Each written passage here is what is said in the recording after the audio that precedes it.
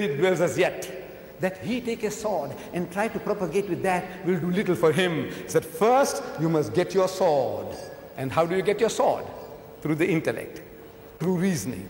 Udu ila sabili rabbika bil hikmati. Allah says, invite all to the ways of thy Lord with wisdom, the sword of the intellect of wisdom. Wal maw'izatil hasanati, and with beautiful preaching. Wajadilhum billati ahsan, and reason with them in the ways that are best and most gracious. This is the sword.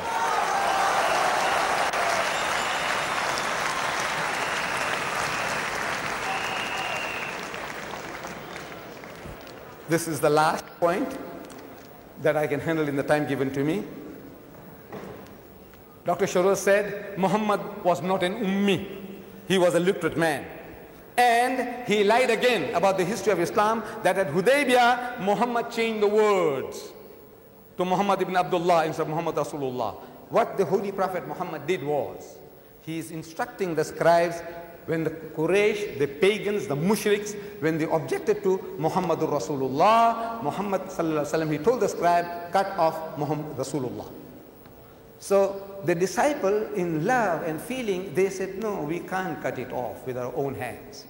We can't cut it off. We can't say that Muhammad is not Rasulullah. So now what to do? The treaty was being jeopardized. So the Holy Prophet is asking, where are these words, Muhammadur Rasulullah? So he saw the word Rasulullah and he took the pen and he marked it off. That is what he did. He didn't put Muhammad ibn Abdullah.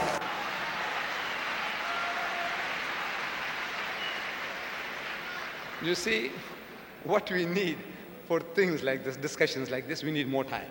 We need point-by-point discussion. In 75 minutes, you throw 150 red herrings and say, come on, catch, catch, catch, catch, catch, catch. It is not done.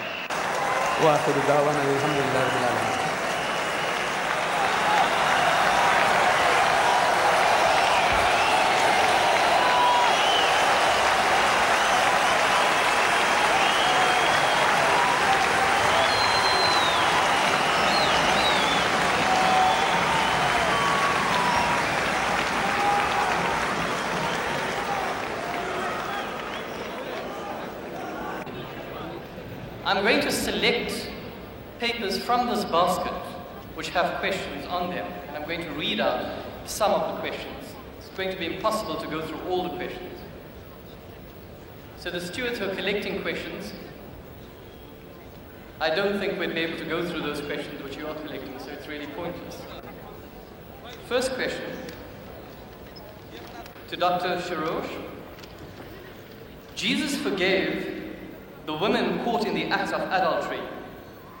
Reference John 4-18, saying, go and sin no more.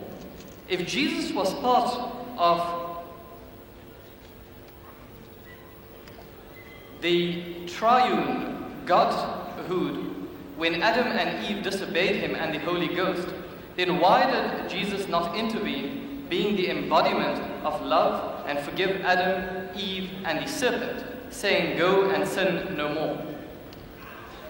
To answer your question, I would simply say this. The background of the story is, number one, the Jews had developed, unfortunately, two laws, one for the women and one for the men. It was to be both stoned. Jesus lovingly asked if any man had not sinned to throw the first stone at her, which meant that they were guilty too. And when they left the stones and left her, he forgave her sin. Because God is not a God of a double standard, one for women and one for men, but one and the same. Number two, as for his ability from the beginning, God had planned to redeem man. And in chapter 3 of Genesis, verse 15, we are told God made a promise then to Adam and Eve that he will send from the seed of the woman. And remember what Mr. Didad just said.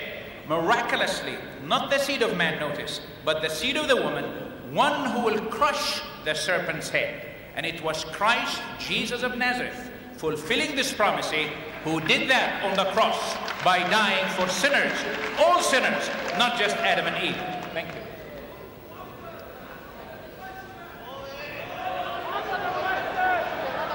Ladies and gentlemen, if you are of the opinion that the speaker has not answered the question, and if you're correct in your belief, then that would obviously amount to a default on the part of the speaker. So I would suggest that you refrain from disturbance and expressing opinions from the floor. First question, addressed to Mr. Ahmad Deedat. Do Muslims believe in the virgin birth of our Lord Jesus, or do they believe his father was Joseph? Mr. Ahmad Deedat. I'll read out the question again.